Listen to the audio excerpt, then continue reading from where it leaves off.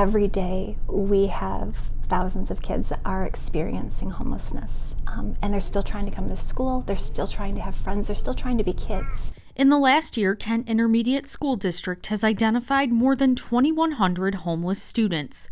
But Casey Gordon, the supervisor of special populations for Kent ISD, says that number is likely an undercount. Many students and families don't want to say that they're experiencing homelessness. Sometimes they are embarrassed about the stigma of it.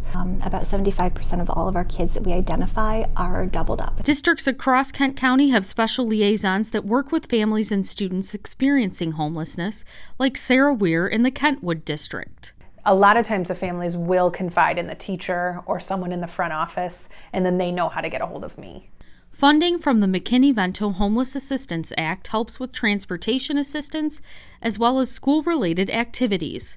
This time of year I'm buying a lot of track shoes, a lot of tennis shoes, a lot of spikes, that kind of thing for any student who qualifies as homeless that wants to be on a sport.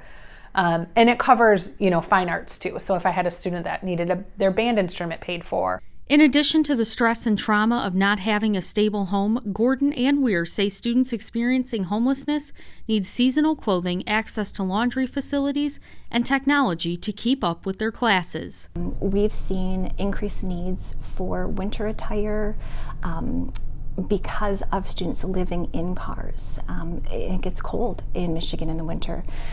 We've seen an increase in needs for things like car chargers for laptops and school-issued devices and tablets.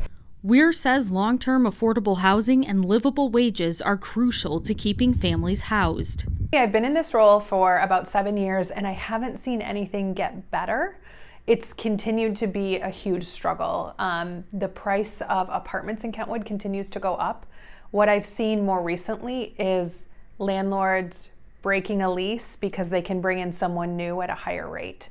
And that's been the hardest part for our families. Families who can't find a permanent place to live are forced to pay hundreds of dollars every week for hotels. The rates of family homelessness typically go up during the summer. Kent ISD offers what assistance they can during the difficult summer months. As we try and make sure that our summer food programs are up and running, that we've made sure that we've advertised them across the community. We try and keep our vulnerable students in summer programs if it's at all possible, so that they get an extra academic boost. Gordon says homelessness affects both urban and rural families in Kent County and that more community support is needed to help them. We need the community to really rally around these students and these families and try and help figure out ways to stabilize them. Reporting in Kent County, Rachel Schuett, VNN, Michigan.